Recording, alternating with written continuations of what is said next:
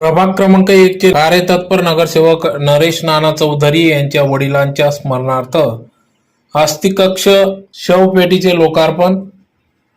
याबाबत वृत्त असे की धुळे शहरातील प्रभाग क्रमांक 1 मधील कार्यतत्पर नगरसेवक नरेश नाना चौधरी यांच्या वडिलांच्या स्मरणार्थ आज धुळे शहरातील प्रभाग क्रमांक 1 मधील वलवाडी स्मशानभूमी या ठिकाणी स्वखर्चाने अस्थिकक्ष आणि शवपेटीचे लोकार्पण या ठिकाणी त्यांनी केले। अनेक वर्षापासून या ठिकाणी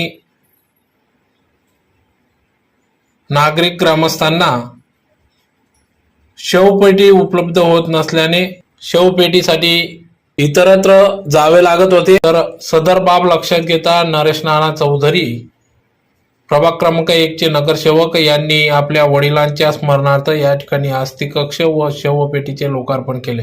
भाजपा कार्यतत्पर नगरसेवक नरेश रुपला चौधरी यांच्या वडिलांच्या स्मरणार्थ स्वर्गीय रुपला गोपजी चौधरी यांच्या स्मरणार्थ वलवाडी स्मशानभूमी येथे स्वखर्चाने अस्थिकक्ष आणि शवपेटीचे लोकार्पण या ठिकाणी केले। यावेळेस महापौर प्रदीप करपे यांच्या हस्ते सदर लोकार्पण करण्यात आले।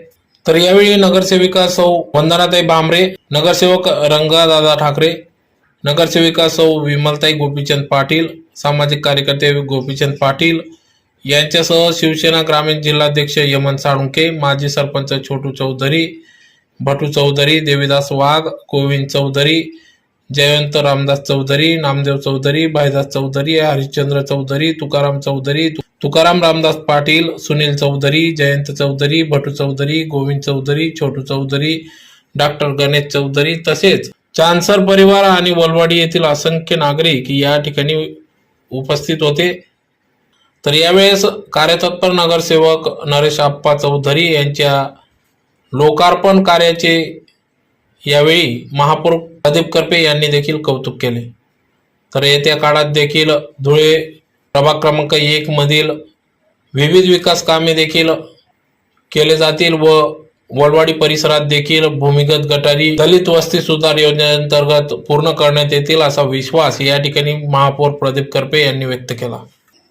तर यावेळेस नगरसेवक नरेश नाना चौधरी यांनी देखील ग्रामस्थांच्या वतीने नगरसेविका सौ वंदनाताई भामरे यांना ग्रामस्थांच्या वतीने विनंती करत वलवाडी येथील भूमिगत गटारींचा प्रश्न निकाली काढावा असं देखील मागणी केली।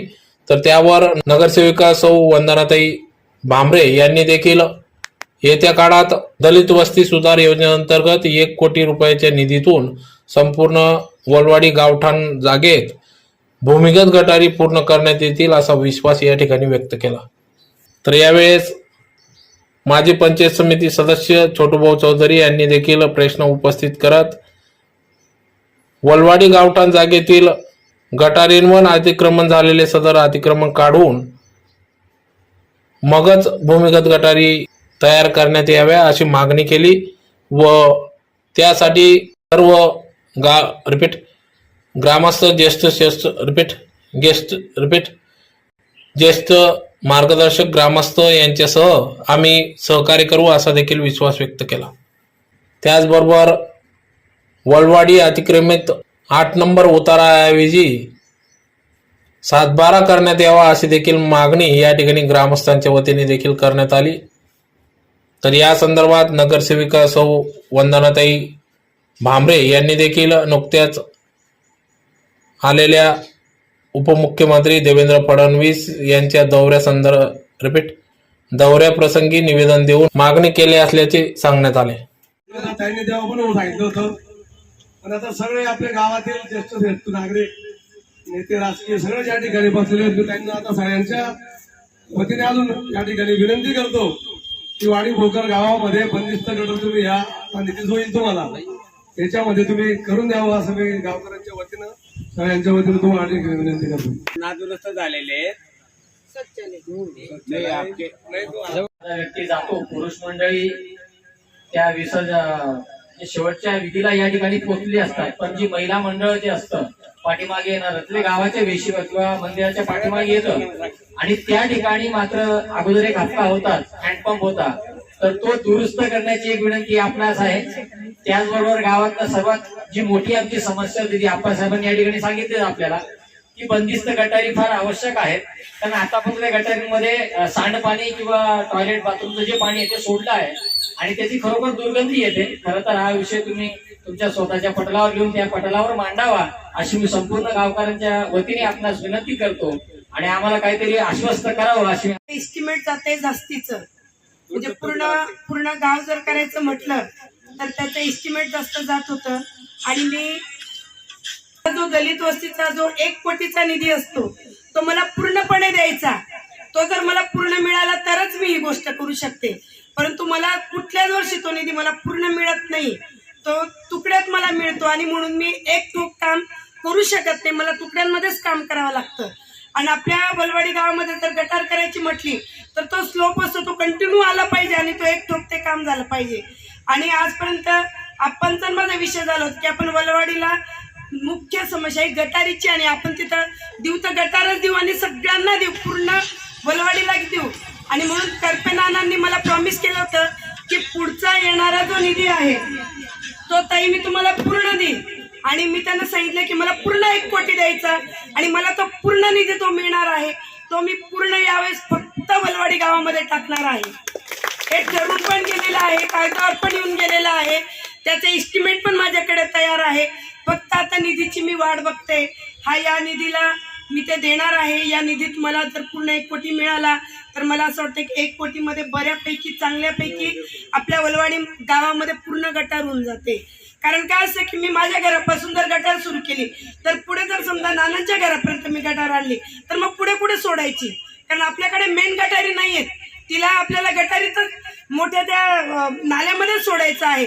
आणि मग तिथपर्यंत ती सगळी काढत असताना तिथपर्यंत जायला ती पूर्ण गटार पाहिजे तरच ते शक्य होणार आहे, अन्यथा ते तुकड्यांमध्ये शक्य होणार नाही. कारण ग्रामपंचायतीत छोटे पाईप आहेत. मी आता मागे आपल्या या दरवाजाजवळ पाईप टाकलेले आहेत, तिथं बांधकाम चालू होतं म्हणून गटार मला तिथं काम करता आलं नाही. तर आता ते 2 दिवसात मी ते भाऊ मला येऊन भेटून गेले की ताई माझ्या घराचं काम झालेलं आहे, तुम्ही आता गटार करा. तर ताई साहेब, जेव्हा आपण सर्वजण तुम्हाला सर्वांना सहकार्य या वलवाडी भोकर गावाने दिलेलंच आहे आणि भविष्यात पण मिळावंच. यासाठी तुम्हाला एक नम्र विनंती करतो की आपल्या वाडी भोकर गावामध्ये रस्ते हे आज पण 2004 पासून केलेले कॉन्क्रीटचे रस्ते जसेचे तसेच आहेत. हे सर्वांना मान्य पण आहे, दिसतं पण आहे. परंतु तुम्हाला सर्वांना विनंती आहे, याच गावातील सर्व लोकांनी जे घरं बांधलेत ते 2-2, 3-3 फूट ओटे पुढे केलेत. गटारींवरती सुद्धा त्या लोकांनी अतिक्रमण केलं. जेव्हा आपण बंदिस्त गटार टाकणार प्रथम आपण गावातील लोकांनी, नगरसेवक लोकांना, महापौरांना, महानगरपालिकेला असं आपण सहकार्य करायचंय. पहिले आपण ते काढून घ्यायचंय. कारण की जेव्हा आपण हे गटारींवरचं अतिक्रमण जर कधी काढलं तर आपलं पूर्वीचं जे गाव आहे म्हणजे वाडी भोकर असो का वलवाडी असो हे त्यासारखं शुभवंत सुंदर दिसेल.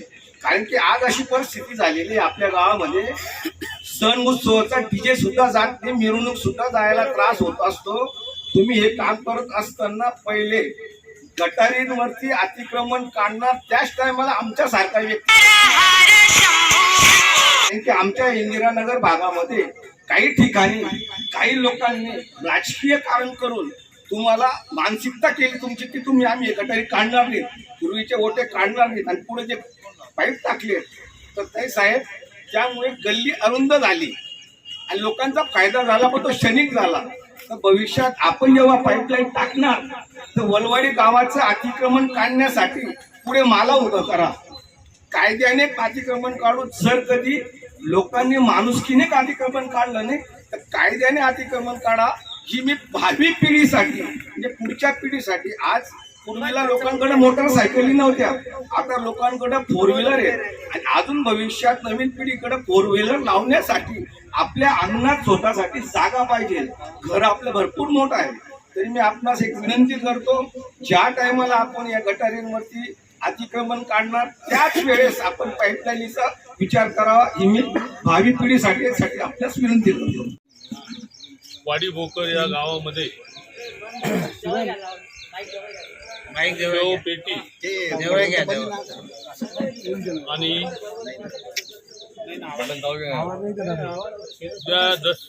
आपण अंत्यविधी केल्यानंतर आपल्या संस्कृतीमध्ये, हिंदू धर्माच्या संस्कृतीमध्ये जी पेटी असते, या 2 पेटी आपल्या भागातील नगरसेवक, भारतीय जनता पार्टीचे नगरसेवक नरेश रुपला चौधरी यांनी त्यांच्या वडिलांच्या स्मरणार्थ, म्हणजे आम्ही त्यांना माझे वडिला समान मानत होतो, आपले रुपला बाबा म्हणून मी त्यांना नेहमी संबोधित करायचो. आमचे आजोबा आदर्श शिक्षक रंगनाथ सखाराम वराडे गुरुजी, रुपला बाबा, जगन्नाथ बाबा, तोताराम बाबा, भाऊसाहेबांचे वडील, हे जेवढे जुने लोक होते येथील सर्वांशी आमचे पारिवारिक संबंध.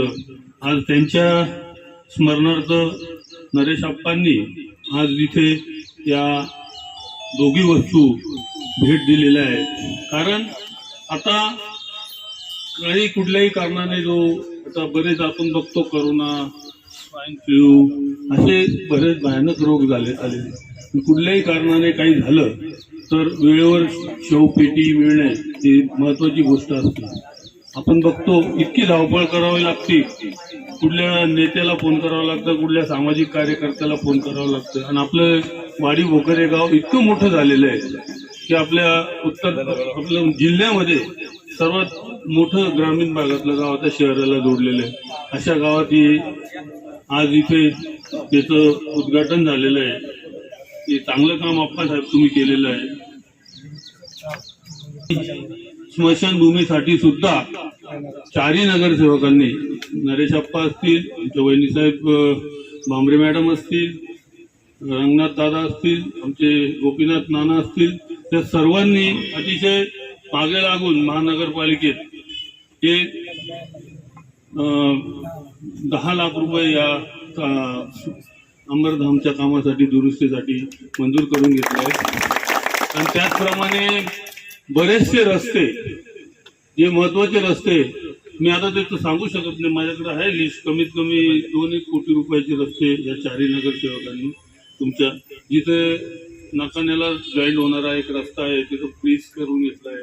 वहिनी साहेबांनी तो तिकडे झेंडा चौकातला तो रस्ता, त्याची मागणी केली. असं सर्व GTB पर्यंत जाणार आहे. असे महत्वाचे या गावापासून शहराला जोडलेल्या रस्त्यांचंही काम लवकरात लवकर सुरू करणार आहोत या 4ही नगरसेवकांच्या माध्यमातून. आणि आज मला इथे यायला इतका आनंद होतो की मी सुद्धा या गावचा एक लहान, त्यांचा या सर्वांचा मुलगा, म्हणजे सर्वांचं मी नाव घेऊ शकतो. हे सर्व माझे, म्हणजे तुम्ही जर सांगितलं तर नामदेव दादा असतील, बाईदासांना असतील, नंतर देवादादा असतील, दयाराम भाऊ असतील, तुकारामजी भाऊ असतील, आमचे सारबेटेचे आपले दादा असतील. तुम्हाला सांगतो म्हणजे जेवढे असतील तेवढे, दगाबाबू असतील, भाऊसाहेब असतील, भगवान भाऊसाहेब, म्हणजे एकही घर नाही, मधुअण्णा असेल, की मी लहान असताना केसा भाऊ, सर्व बाळू भाऊ, सर्व सांगू शकतो मी, एक बी नाव विसरू शकत नाही. सर्वांच्या घरी मी लहान असताना मी यायचो, माझ्या आजोबांनंतर मी यायचो, माझ्याबरोबर माझा मुलगा प्रतीक पण यायचो. म्हणजे आम्ही काही असलं तरी सणाला इथं जेवायला सुद्धा सर्वांच्या घरी आमचे, असं कुठलंही घर नाही की मला परिचित नाही. चंदन बापू, सर्व लोक, असं या गावामध्ये आज हा कार्यक्रम महापौर म्हणून मी आलो.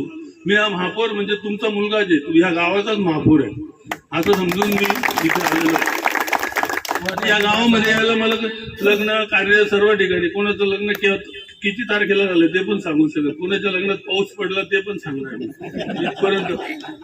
बरोबर आहे का नाही? आपल्या मुलाच्या लग्नात पाऊस पडला, आपण ट्रॅक्टर गाडी, ट्रॅक्टर लावून गाड्या लावून आपण तिथे लग्न लावलं रात्री. बरोबर आहे का नाही? आणि चांदसर परिवार आणि सोनवणे परिवार, दोघी परिवाराशी माझे संबंध, मी दोघी परिवाराचा मुलगा आहे. असं या गावाशी माझं नातं आहे. असं कार्यक्रमात नाही, सर्व माहिती आहे त्याला. आणि तुमची कुठली मुलगी गेली ना, आपण कुठं मुलगी दिली ते पण माहिती आहे. ठिकाणी कार्यक्रमाला यायला मला खूप आनंद वाटला, माझ्या घरातला कार्यक्रम करायला. कधी या गावासाठी प्राधान्याने मी कधी मदत करायला निधीसाठी मी एवढं 2 शब्द देतो आणि माझे 2 शब्द संपवतो. जय हिंद, जय.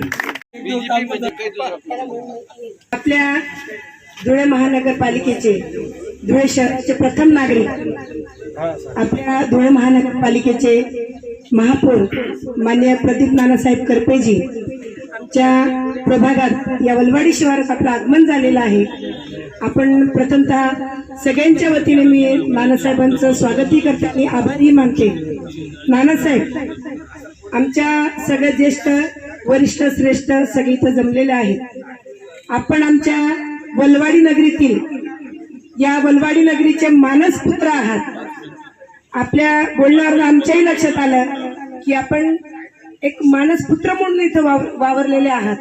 तेव्हा मी आपणास आमच्या सगळ्यांच्या वतीने एक विनंती करेन की आपल्या प्रभागामध्ये आपण जसं जातीने लक्ष घालतात तशी एक विनंती मी करेल की इथं तुम्ही मानसपुत्र आहात आणि म्हणून तुम्ही हक्काने आपल्या प्रभागापेक्षा, कारण बघा जन्म देणारा बाप असतो परंतु जो आपल्याला पालन पोषण करणारा जो कर्मभूमी असते, तो पालन पोषण करणारा जो पालक असतो, जो पालकत्व स्वीकारलेला पालक असतो, तो फार महत्वाचा असतो. आणि म्हणून अशा पालकत्व स्वीकारलेले आमचे सगळे ज्येष्ठ श्रेष्ठ वरिष्ठ इथं आहात आणि सगळ्यांच्या साक्षीने आपण आम्हाला आश्वासित करा की आमच्या वलवाडी गावामध्ये, आता तुमच्या येण्याच्या 2 मिनिट आधी आमचं बोलणं झालं की आमचं वलवाडी गाव खूप मोठं आहे आणि तिथं आम्हाला गटारींची मोठी समस्या आहे. तेव्हा ती पूर्ण गटार आम्हाला 1 टाइम बनवायची आहे, कारण ते तुकड्याने आम्हाला पॉसिबल नाही. म्हणून माझा हक्काचा निधी मी सांगते नानासाहेब, जो मला दलित वस्तीचा जो निधी मिळतो तो सर्वात मोठ्या प्रमाणावर असतो. तेव्हा यावेळेस तुम्ही मला प्रॉमिस केलं होतं की तुमचा पूर्ण निधी 1 रुपयाही न कट करता पूर्ण निधी देईल. तो जर मला शक्य झाला तर मी हे काम करेल. हक्काचा निधी मी मागते नानासाहेब. आणि याच्या व्यतिरिक्त आपण आपल्या प्रभागात जसं हक्काने आपण काम करतात, जातीने लक्ष देतात, तसं एक मानसपुत्र म्हणून आमच्या प्रभागात आपण लक्ष द्यावं आणि आपण हक्काने इथं कामं टाकावीत. आपल्या निधीतनं जरी टाकलेत तरी आम्हाला स्वागत आहे. आम्ही म्हणत नाही आम्हालाच निधी द्या, आपण आपल्या ह्याच्यातनं जरी टाकलं तरी आमचं स्वागतच असणार आहे. तेवढे एक प्रॉमिस आम्हाला आपल्याकडून पाहिजे. आमचे माळकरी जसं तात्याचं नाव घ्यायचं ग्रामस्थ सगळ्यांनी आज आमच्या गावाला महानगरपालिकेत जायला जवळजवळ 5 वर्ष होत आले. त्या हिशोबाने आमच्या गावात 5% सुद्धा सुविधा नाही आहेत आणि आज तुम्ही सगळ्यांनी ते कबूल केले आहेत, त्याच्याबद्दल आम्हाला खूप आभार आहे. पण त्याप्रमाणे पुढे व्हायला पाहिजे एवढी आमची इच्छा आहे. आणि आम्ही सगळे आमच्या गावातले 4 नगरसेवक निवडून दिलेले आणि तेही बीजेपीला. चुकून इकडे तिकडे कोणी मतदान केलेलं नाहीये. एवढं मी बोलतो. सर्व या गटारींसाठी तुमच्या हिश्श्यात येणारा पूर्ण निधी तुम्हाला दिला जाईल. त्याप्रमाणे आता हे 4 नगरसेवकांनी मला एक 8-10 दिवसापूर्वी सांगितलं होतं आपण परत की ते काय तुम्हाला दवाखान्याच्या विषय संदर्भात तुम्ही पत्र द्या. नाही पत्र मला परत पत्र द्या आणि आपण त्याचं लगेच तरतूद करून जातो.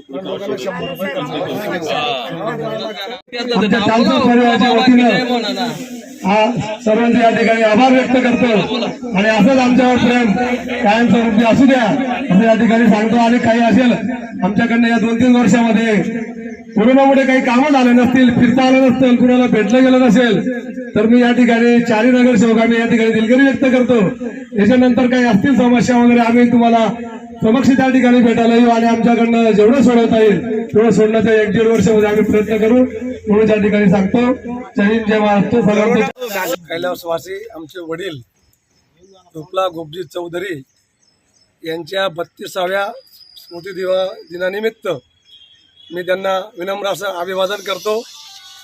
आणि आमच्या वडिलांनी आमच्या परिवारासाठी जे जिरले आणि ते फार मेहनत करून आमचा परिवार, चांदसर परिवार पुढे आणला, त्या अनुषंगाने त्यांचं आपण काहीतरी देणं लागतं म्हणून त्यांच्या 32व्या स्मृती दिनानिमित्त मी वलवाडी या सर्व परिसरातील नागरिकांच्या सोयीसुविधांसाठी स्मशानभूमीमध्ये या ठिकाणी शवपेटी आणि जीव कक्ष आणि अस्थि कक्षाचं या ठिकाणी लोकार्पण आपल्या धुळे शहराचे लाडके महापौर प्रदीपजी करपे साहेब आणि आमच्या वार्डातले 4 नगरसेवक यांच्या सर्वांच्या साक्षीने या ठिकाणी लोकार्पण सोहळा या ठिकाणी पार पाडलेला आहे आणि झालेला आहे. आणि मी आमच्या वलवाडी परिसरातील सगळं नागरिकांना या ठिकाणी एक विनम्र असं आवाहन करतो की या शवपेटीचा आणि अस्थिकलश आणि जीव कक्ष या ठिकाणी आपण तयार केलेला आहे. सर्वांनी शवपेटी ज्यांना ज्यांना जरूर पडेल, या पेटीची आवश्यकता राहील, त्यांनी या ठिकाणी मनोदेवी पेट्रोल पंप आहे वाडीबोकर रोडला, त्या ठिकाणी शवपेटी आपल्याला उपलब्ध होईल.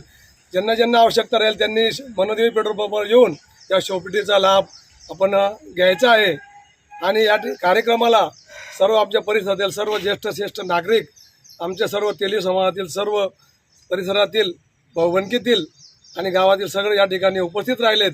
त्याबद्दल मी सर्वांचे या ठिकाणी आभार व्यक्त करतो. जय हिंद.